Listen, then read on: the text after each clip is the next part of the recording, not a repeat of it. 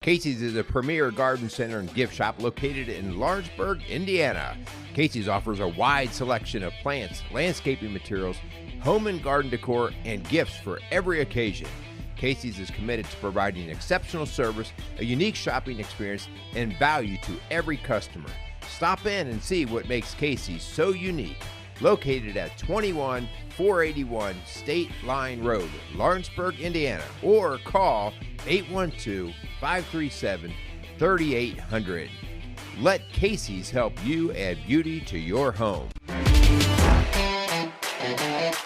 Welcome to Strong Dads. Hey, this is Merle Hutchinson again, being joined back by the one and only Kyle, my man Crawford. How are you, Kyle? I'm good. How was your vacation? You have a good vacation? It was good. Yeah, we were rednecking RVing with the family out in Virginia. We had a great time. Grandkids all over the place. Fun. Yeah. When you say grandkids, it ages you a little bit. I have 5 of them. 5. And they're all, I got to tell you, I got great grandkids. They're like legit old school kids. They're outside all day. I like it. Riding bikes, climbing trees, getting bug bites. I like it. Not once do you see them hanging out by a TV. I'm like, that's some good parenting going on there. So I'm super proud of them. The only problem I had with them is I don't get to see them much. I so got you. That's good. So anyways, what we got going on today, Merle?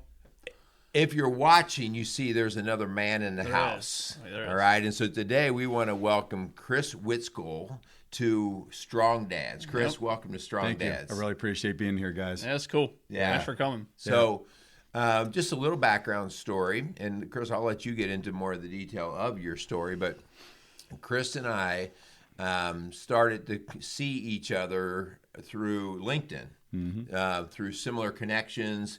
And I am, you guys know that I'm kind of in the fitness world as well with some equipment and in our gym.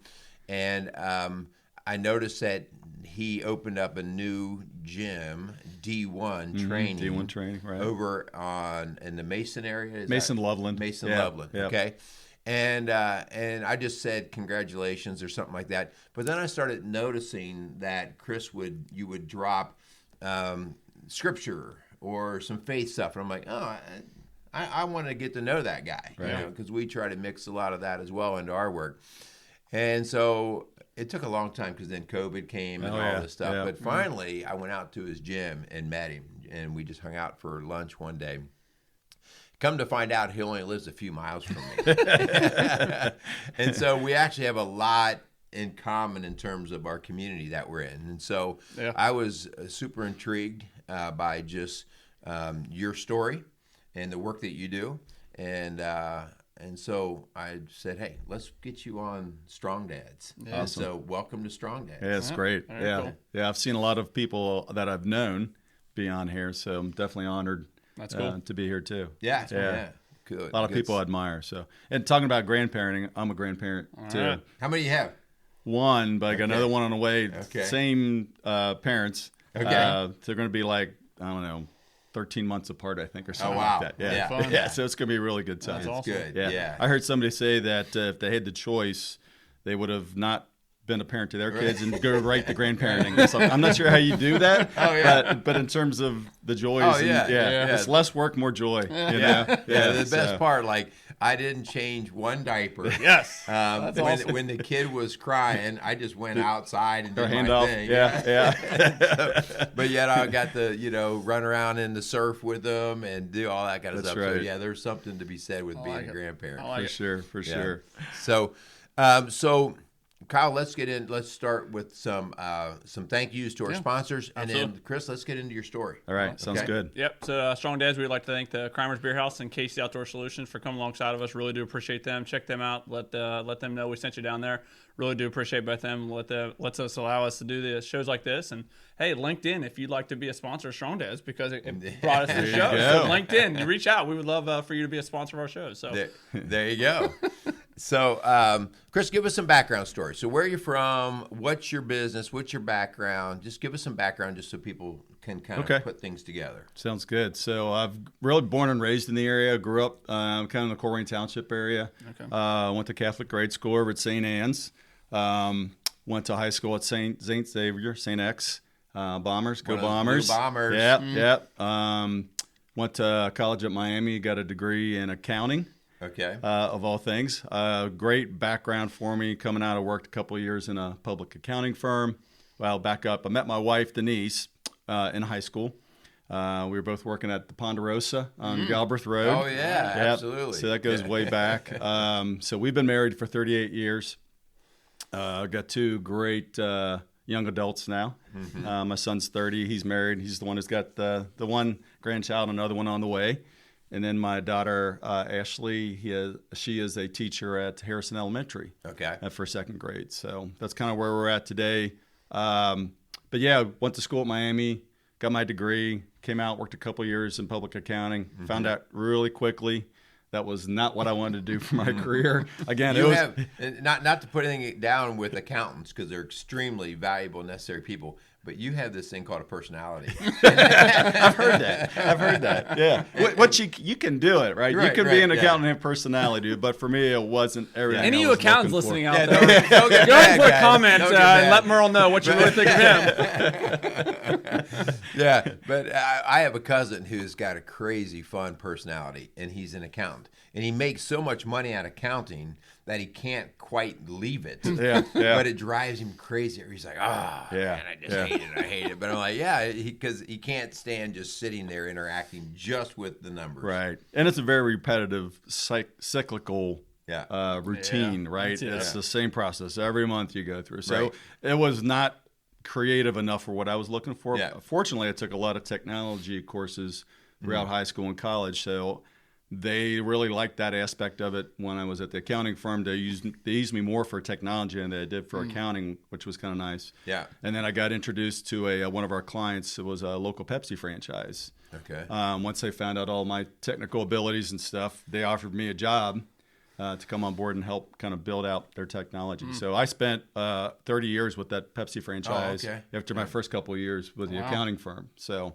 that's most of my career. Was that during the last 4 or 5 years of that career, a lot of things happened in my life. I just, I had a recommitment to Christ during that time period. It affected how I led people. I changed my leadership style to more lead like Jesus style. So there was a lot of transformation that happened for me in that last 4 to 5 years of my career with Pepsi that just made me kind of realize, what do I want to do going forward here, right? And how do I impact lives? How do I be more Jesus-like, other than just through my Pepsi career? So I started looking for opportunities, and I always had a passion for wanting to do my own business. I've always had a big, strong passion for fitness and wellness and helping people. My mom passed away when she was 60. She was overweight, diabetic, didn't take care of herself. So I really felt a good calling I wanted to help people in that respect. And in that same point in time, then be able to help them in their walk of faith or lead them, to where they wanted to go to. So that's kind of where I'm at today with the D1 franchise. We have one location opened up in Loveland, like you said. We're working on a presence in Harrison right now. So anybody looking to invest in a fitness franchise in Harrison, let me know. We're looking for investors. But yeah, and then, during that whole process of that transformation, I just got connected with really great people. As we talked, Scarlett Hudson is one of the people you've had on before. Jeff Dueller, our senior pastor at Life Spring, where I go to, have all been part of my journey where I'm at. And just, every opportunity I get now is, where do I serve? How do I serve? And how do I use that then to help other people recognize that they need to live for Jesus and live like Jesus. Yeah, it's just a great example. So what is the D1 training group that you have? Can you kind of explain that for our viewers out there? Yeah, so D1 training is really all about providing workouts.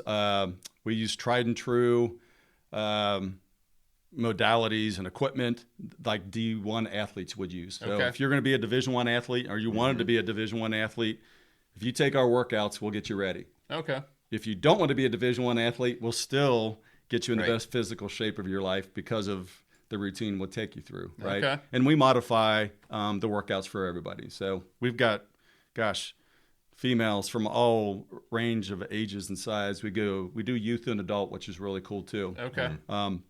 So we'll do group-based training. We'll do individual workouts. They can bring whole teams in. for sports related stuff. Wow, that's cool. So we got a wide variety of things, and we'll go what we call on campus is what we're doing now in Harrison. So at Harrison, we're providing workouts to the high school athletes, and at the same time, then providing workouts for youth and adults using the facilities there. Okay. Yeah. So you have a team of trainers or coaches that kind of lead all that for you? You got it. Right. Okay. Yeah. Highly certified. Okay. Yeah. Are you trained and working in the training world as well? I am not. Okay. I'm not officially certified. I have knowledge, okay. but I'm not certified. So this is not that you're not into the fitness, because I know that you are. Yeah. But this was a business venture. Correct. And fitness, strength and conditioning was the vehicle. Yeah. Okay. But the reason we picked D1 is because of the values behind the ownership. So there's two Christian guys who started it. Their big mantra is, and we get to display this prominently, is iron sharpens iron. Yeah. And we get to display the Proverbs verse that relates to that. And so they're all about building character. We have character words. You've seen that when you visited around our facility, describing the different aspects of what character is, integrity and accountability and honesty and all those good things, right? So it's not just about the physical aspect of it. It's the spiritual, mental aspect that we get to provide too in the facility. Yeah. So part of the reason why Chris and I just kind of connected was because I kind of knew a little bit of that story of you having a business background prior to jumping into D1, and it's the connection here too is I worked in the public schools, and Kyle, you work in a public sector as well, fighting fire, and sometimes we walk into those places and we check our faith at the door. Correct. We check it at the door. When I worked in a public school, it was pretty clear that you're not going to talk a whole lot of Jesus here. Okay. Right. And the idea here is like, it starts to get a little uncomfortable. Yeah. Because there are even times when I felt like, I don't even know that I'm doing the right thing in terms of how I'm handling certain situations, because I'm kind of checking the way of Christ at the door, and I'm handling this the way maybe I'm covering my rear end. Yeah. I'm getting the legal points covered, but this is not really how I feel good about. Right. Okay. Yep. And so I know that part of you going into D1 was, I want Christ to be part of what I do 24/7. Absolutely. Absolutely. Right? Yep. So tell me, so what's your big deal there? I know we're pumping iron, right? Yeah. But tell me, okay, so what's your push there at D1 outside of the training? Honestly, just providing opportunities where we can in the community for organizations, right? To help them with either sponsorships, using our facility. So really just being a good community partner. Okay. I think first and foremost, to show people, hey, we're more than just about making profits here, right? We want to change lives. Okay. We get to change lives and make profits. That's great, right? You got to make profits to be able to be in business, right? Yeah. But it's not just profit focused. We are, we've got a set of guiding principles, and number one is we're doing this for God. Yeah. Right. We're building God's kingdom through this business, and everything we do intentionally will be about that. Right. And you find that that's even the mantra at the top of D1. Yes. Absolutely. From the headquarters. Yeah. That's cool. I don't think I knew that level. I kind of knew that you didn't steer away from it, but I didn't know that was a fundamental core. Yeah, and that's why it was important for us to choose them, as the franchise to go with. We had a lot of options, really. I could have opened up the Planet Fitness before Planet Fitness opened, right? Yeah. But that wasn't, for us, the best way to go, right? Yeah. And to be able to spread the good news. So, where is D1 headquartered out of? Nashville, Tennessee. Okay. Yeah. Oh, so they're nationwide then. Oh yeah. Yeah. Oh, okay. Yeah, we got over 100 locations, I think, open at this time, and they've got a bunch more committed. So So the original concept was this guy, Will Bartholomew, who started D1, played with Peyton Manning for Tennessee.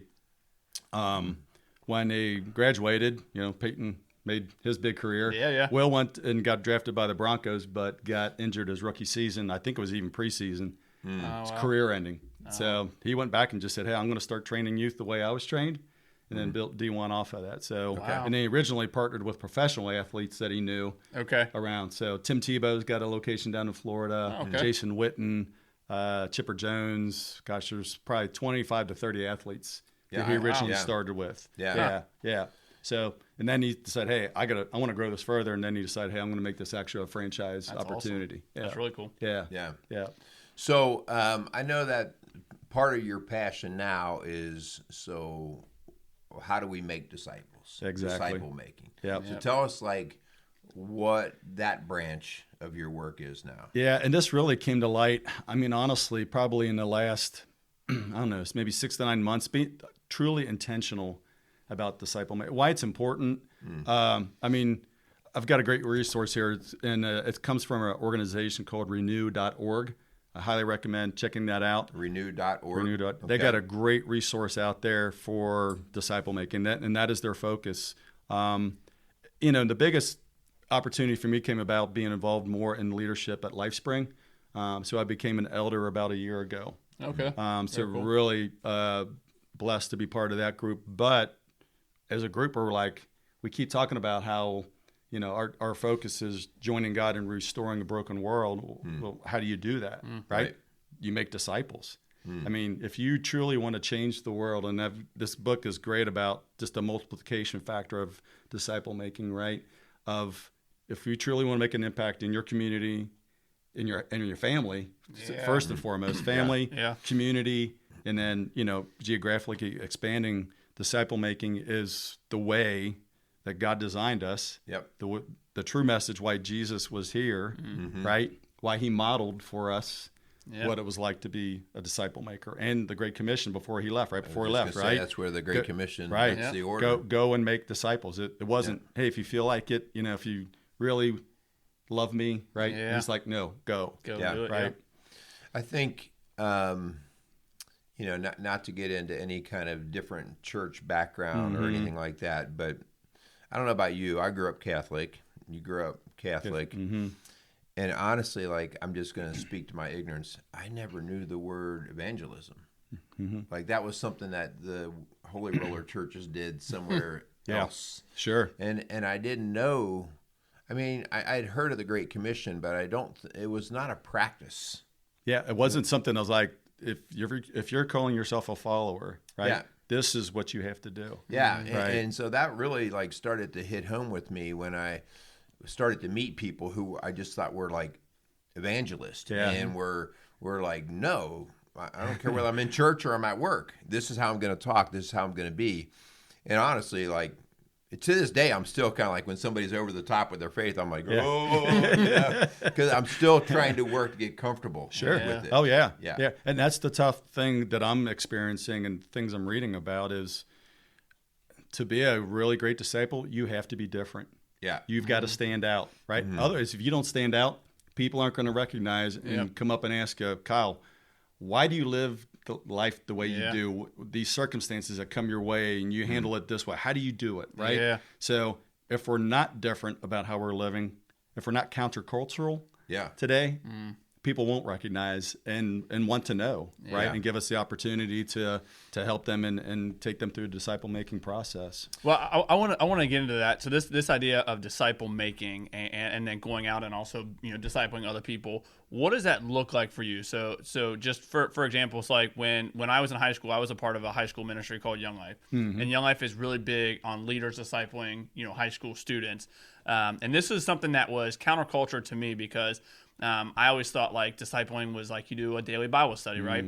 And so one of the things that I quickly learned through Young Life was that disciple is actually just living life with someone who is discipling you. So a leader that is actually spending time with you. You're actually going over their house. You're spending time. You're seeing how they live their life. So in the D1, training, kind of thing that you're doing, and then also in your life, what does discipling look like for you? First and foremost, it's not forcing it on people. Okay. You can't force anything, right? And you definitely can't force disciple making on somebody. Yeah.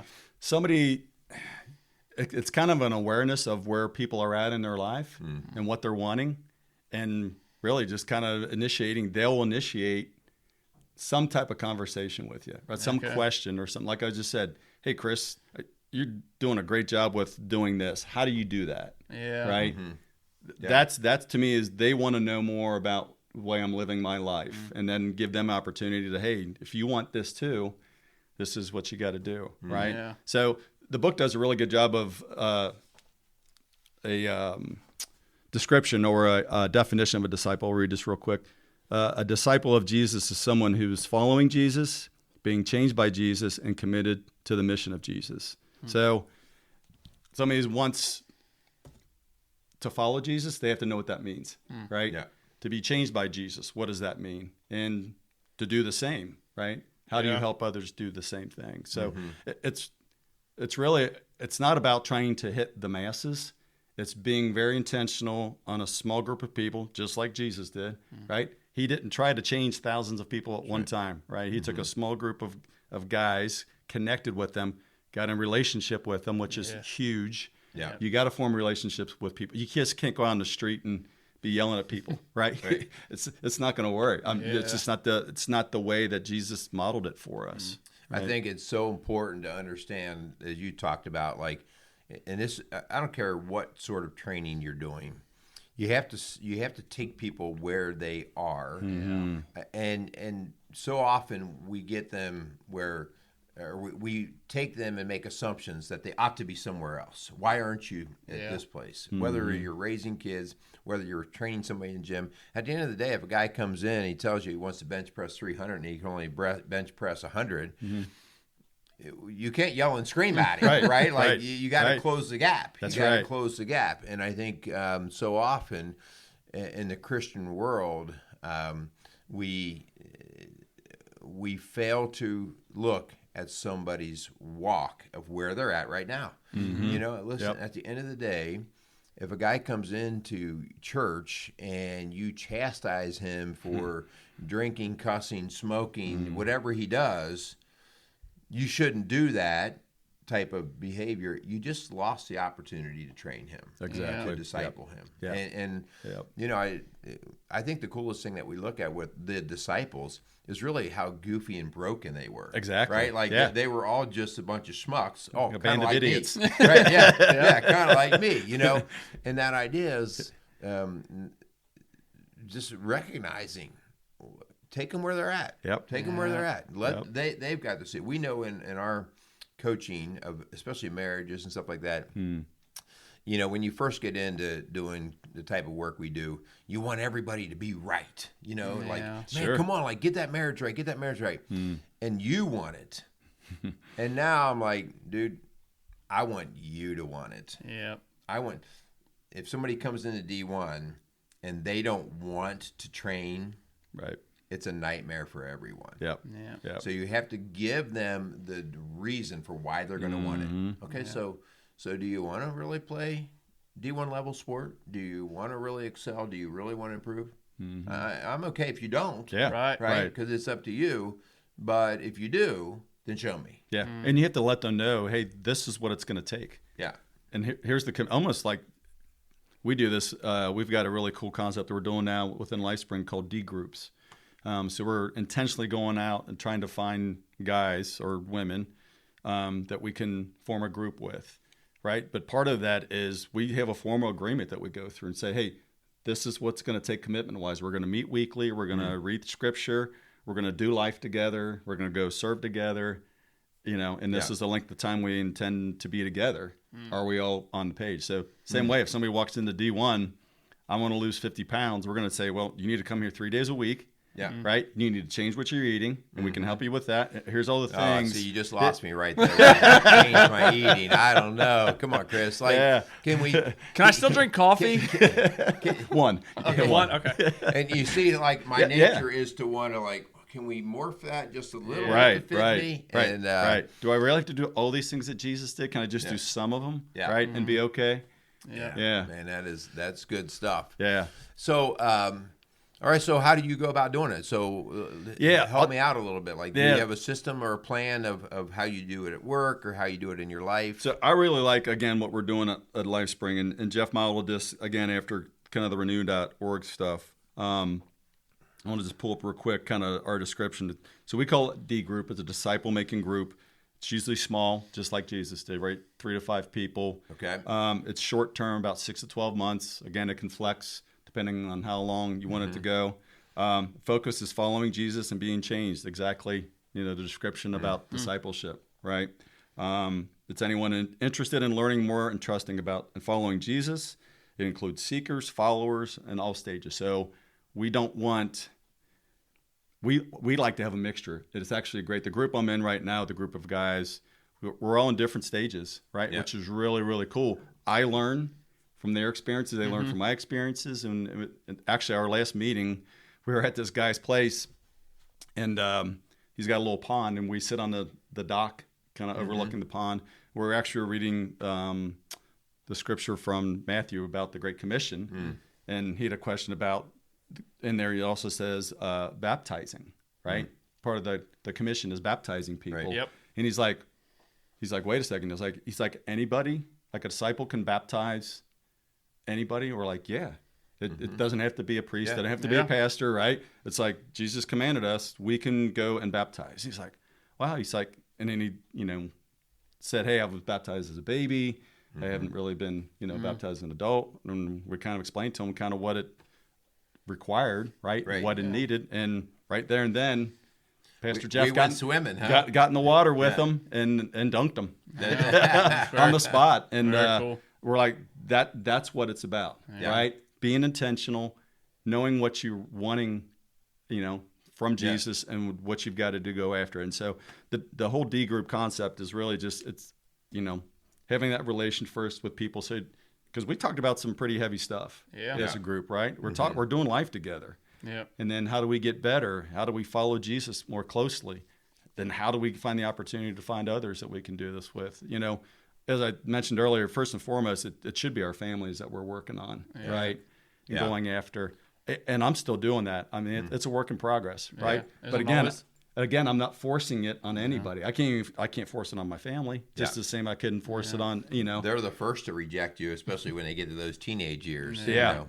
And even in the young adult stages, it's you got to get the right opportunities with them, right? And so it's not a forced thing. Sometimes I'm like, am I doing enough to let them know what I'm here for and stuff. So I think that's probably my next step. I was thinking about that on the way over here is, can I do more, right, to introduce it to them, but not force it on them. This idea of discipleship is so cool because there's that relational aspect that has to be there. And this is something that I believe in my core, this idea to make disciples. I think the idea when you're talking about forcing upon people, I'm a big advocate and I think a big believer, and you have to earn the right to be able to make that disciple, right? Absolutely. So you can't just go out there and you can't just say, well, point the finger and say, well, you're doing this wrong. The bullhorn guy was sitting there like everyone's condemned to hell, right? And you have to establish that relationship. And just like you were saying, hopefully have them notice something different in you to kind of open up that relationship and start to build that relationship. I do a small group every Tuesday night. We've been doing it for 5, 6, 7 years. These are the guys I do life with. So when I in our circle, we'll talk about just stuff going on in our life. When I say something, they know that they have earned the right to come back at me and say, hey, Kyle, you need to, pump the brakes a little bit. This is where we need to go. Right. And so I think it's that ability that building that relationship is a huge part of that discipleship. And I think that what you were talking about. Yeah. So you guys have your own disciple making group, whether you know it or not. Right. Yep. Now the next step is, how do we multiply? Yeah. Right. Because that's the power. Right. Yeah. If you want to see world change, multiplication is huge. So, I mean, think about, they do as an example in this book, think about if every disciple goes out and makes 30 disciples, and then they go out and make 30 disciples, and so on and so on and so on. They said worldwide we could have a movement, we would cover the whole world in 8 years. Yeah. If everybody in their lifetime had 30 people they discipled, which isn't a huge undertaking. No. It really isn't. And in the course of a lifetime, absolutely. Over a lifetime, yeah. So, man, I'm hearing all this, and one side of me is buying in 100%. First off, because I just do buy into it. That's not the issue. But I've been through the practical walk. Okay, so we did this back in our church at Bright Christian Church, probably, I'm going to say now at least 15 years ago. And our deal was we actually started with 12 guys, okay? And just for that reason of having the 12, and we had a great group, kind of like the group that you're talking about. We went for a year and a half, 2 years strong, and we just loved. But then it was like, okay, are we going to make disciples, or are we just going to stay comfortable? And so we intentionally said, okay, each one of you, we'll pair up, and then we'll go ahead and break up and go get another 12 each one. It fell apart. And it was frustrating because we were working over the exponential growth thing, like in our mind, like on the paper, it seemed to work great. Yeah. And what we came to find out is you can't drag people in. That's right. When you go out there and you're like, I'm going to get this guy, I'm going to get this guy, I'm going to get this guy. Yeah. People have to desire to come in. And when you pull them in. Trying to force it. Yep. And that's what we were like, no, you know what, you're going to join me. And okay. So we had a little bit too much strong arming in hindsight, too much strong arming of pulling guys in. And nobody just like flipped you off and said, no, I don't want to do that. Right. But after 6 months or so, Cuts start dwindling off. They're not showing up. And so we did that for about another year and a half or so. And we brought the 12 of us back together.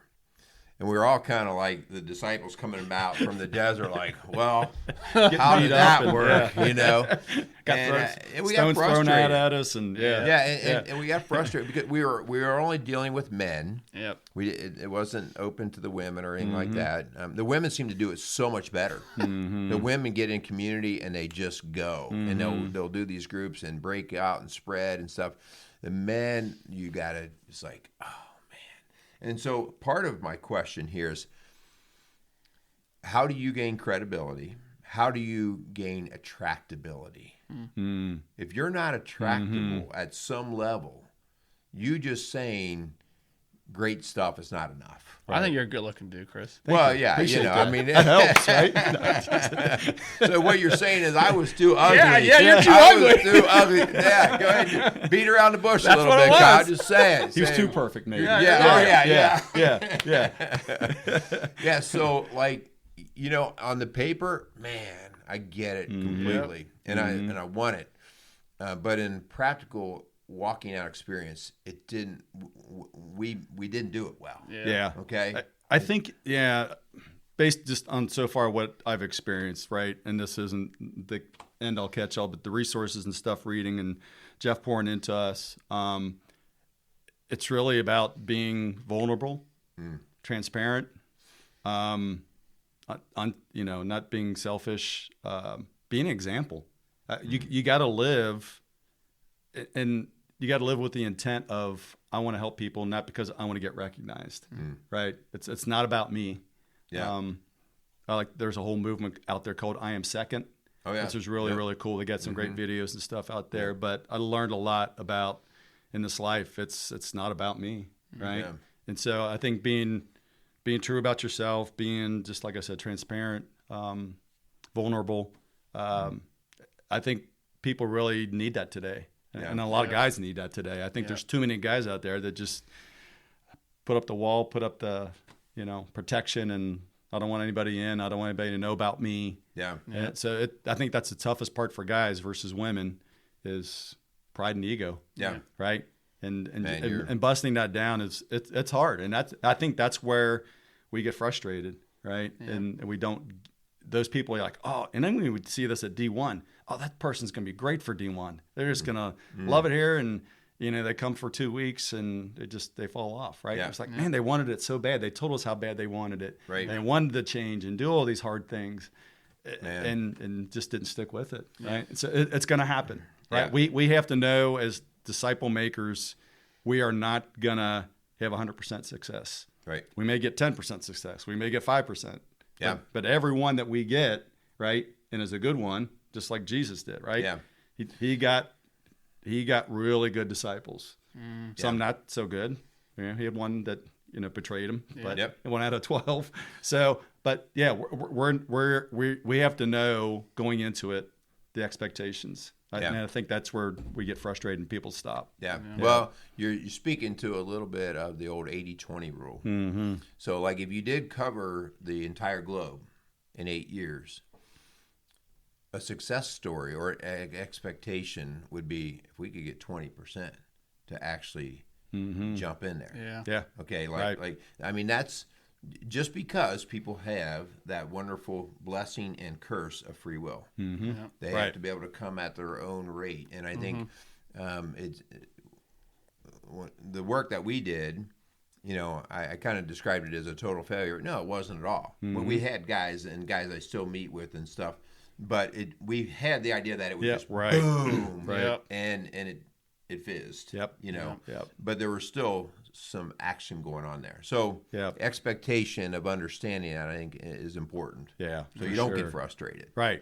Right. Exactly. Yeah. One of the things when you're reading out of the book about what a disciple looks like. So it's a person who's following Jesus, who's changed by Jesus, and then wants to go out and spread the mission of Jesus.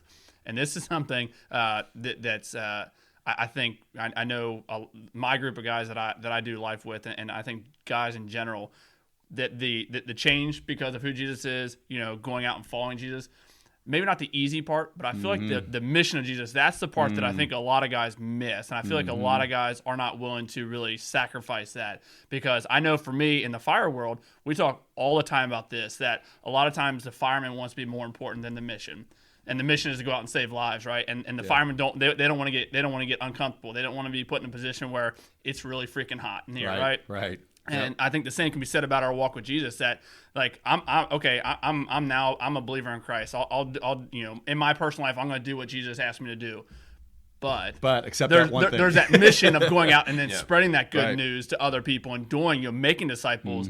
And that's the part, because that's where the sacrifice comes. That's where the putting yourself second comes. That's when the idea of serving other people comes, and, and putting yourself in a position that is not, I'm the man, right? I'm the one, because I think naturally men have this sense of pride. They want to be the one that, look what I did, right? And Jesus calls us to be quite opposite of that. And I think that idea of the mission of Jesus, that's where discipling is really, really hard. Yeah. But again, Jesus never called us to an easy life. That's not what he's ever called. And he never said that, right? He told us it's going to be hard, right? Be prepared, right? We talk in marriage work, and mostly we tease about the women getting in this mindset that they fall in love with the idea of getting married.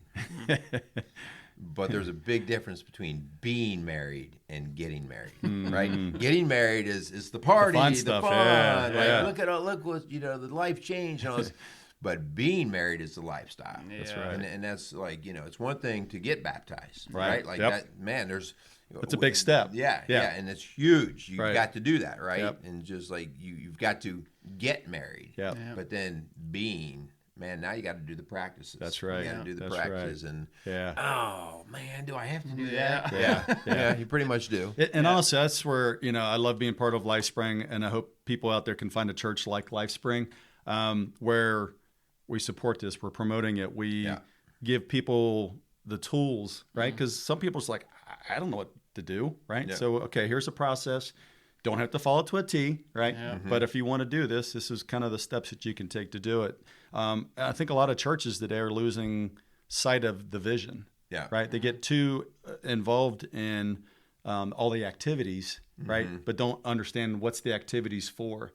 This book does a really great job of kind of churches need to do a check on what are we doing and how does it relate to disciple making. Right. If it doesn't support disciple making, we shouldn't be doing it. Yeah, it goes back to the purpose-driven church. Exactly. Yep. They actually quote that in there. Yep. Same thing. Yep. So, and kind of moving through, like, what are some things you want to just leave us with, leave our listeners to? I mean, we're talking to men, for and sure. I do feel like women have done a better job in this area than us men have, even in our own home. And I'll say in the last 20 years, okay? I'm just calling that out as I see it, okay? So we're calling out the men here. What's a challenge that you have or something you want to leave them with? Really, it's taking an inventory of your life. I think is step number one. Where are you at? Are you happy where you're at? Where's your beliefs at? If you don't believe in God, or if you've got questions about God, find somebody who knows or you can trust, right? Ask questions. Don't be afraid to ask questions. That's the biggest thing. We got a group of guys I've known for years. Our kids have all grown up together. We go out once a month for beer and some food. Lately, our discussions have been about faith, right? And it's been great because They just want to know more, right? Yeah. They're not saying, I'm against it. They're just, I just want to understand more. So don't be afraid to ask questions around people, that you can find. And if you can't, find a church somewhere nearby, start somewhere, get introduced to a community. If it's not what you're looking for, find another one. Don't give up, right? Yeah. It's too important. It really is. And the other thing is, don't wait. Don't wait like I'm going to go on a diet Monday, right? Yeah. Everybody wants to start the diet on Monday. No, start today, right? Yeah. So don't wait. Find somebody you can trust, ask questions, and just open your heart up. Yeah. You're reminding me of a conversation I've shared before on the show with when one of my sons kind of started to kick back at our faith, right? He came up, went to Miami. At Miami, just that secular world, right? That's what it is. And he saw all that other stuff, and he came back and he started kicking back at us. Like, I don't know if I agree with everything you and Mom taught, all this stuff. And I said, all right, so what are you going to do? And I don't know. And I said, I'm going to challenge you from man to man, not your dad, man to man. Doing nothing's not acceptable. That's right. Yep. Doing nothing, just sort of, I'll think about it later. I said, I'll be on your ass just to see that you've gotten something, you're doing something. Hold them accountable. Yeah. I don't, at the end of the day, you do what you're going to do, right? But if you and I are going to have these conversations, then you got to show me that you're doing the lifting. That's right. Right? Yep. And so showing up. And basically I said, can I get that commitment from you? And he's like, yeah, that's what I want to do. That's what I need to do. And again, his journey is different than mine now. Yeah. But the idea was he did the work. And I'll say today, he's a Christian, right? He wanted to blow it all up, and start from ground zero. I'm like, no, you rebuild it in a way that now makes sense to you, but you've got to build. Right. And he owns it. Yeah, right. It's his now, it's his. Right? It's his versus mommy and daddy's. That's right. Yeah. So true. Yeah, that's good stuff, man. I think, as you're talking, Merle, I've heard before, a preacher at our church said this a lot. He said Satan's best tool is not to say Jesus is wrong. His best tool is just wait and figure it out. Yeah. Just wait. Yeah. Just wait. Just take some time. That idea of being lukewarm. Just wait till Monday to start that diet. Wait till Monday to start figuring out who this Jesus guy is. Yeah. His greatest tool is to tell us just to wait. Yeah. You said something which is directly related to that we're seeing in families today, and I'll call out the dads here. I'm not going to push my kids into any kind of faith thing. I'll let them choose on their own. Guys, you're totally dropping the ball on discipleship making right there. Yes. Like at the end of the day, they might dump what you give them. All right. But the challenge there is, okay, then they'll have to build their own. But you've got to start. If you believe at all in Christ and what Christ did for us as a dad, you saying, I don't know, man, they'll figure it out on their own. It's totally irresponsible. Yep. Definitely take the initiative. Yeah. Don't wait. And you can't beat it into them. Nope. But you have to provide not like you used to. The path. Yeah. All right. Any final words? I really don't. I can't think of anything that we haven't had a chance to talk about. So I really, again, appreciate the opportunity and hopefully, this has changed somebody out there just to ask a little more question about it. So, and that's the intent. I know that's why you want this platform, right? Is somebody out there is going to hear this, see this, and it does something. So, well, Chris, we really appreciate you being on. What's a good way for our viewers to get in contact with D1 and kind of if they want to take that initial step of kind of getting fit? I probably should. Yeah, so. that's all right. You can go to our website. Not even say anything. Yeah, you can go to our website. That's d1training.com/Cincy North. You can check everything out we've got there to offer. We offer a free week, so you can come test us for a week and then see how you like it. And then we've got, like I said, the different options of getting you involved. So again, don't sign up if you're not serious. We want people who are serious about making a change, not only in their fitness but spiritual, physical, and mental. So, and I do want to just say something too, because you're attempting here now to build a bit of a presence in the Harrison west side of Ohio, Cincinnati. Correct. Yep. So does that mean you've kind of already got the rights to that area? We do. Okay, Yeah. So if something came up in that area, it would be under your umbrella. Absolutely. D1. Absolutely. And so I'll just go ahead and put it out there. If you feel like you would like to be involved in a ministry of that level, how can they get a hold of you? Is there a grassroots effort on that? There is. If you want to send me an email, that'd be great. It's just chris.witzgall@d1training.com. Okay. I'm sure you can put the spelling in the notes for everybody. Yep, I'll get it in there. But yeah, shoot me an email. Let me know if you're interested, and we can talk about it. Okay. Yeah, because that'd be awesome. You never know. We have guys that listen, and hey, if they want to support something like that, that's awesome. Cool. All right, Kyle. Let's thank some guys and let's get out of here. Yep. Yeah. Thanks so much again for Cromers Beer House, Casey Outdoor Solution. Really do appreciate them. Chris, thanks so much for being on our show. You guys out there, keep viewing our shows, keep listening to our shows, share the heck out of them, give us a 5-star rating. That way, as people kind of search stuff, our show gets populated first. So really do appreciate you guys out there. I hope you're having a good week, and really do appreciate Chris coming on. Go out there and be some strong dads.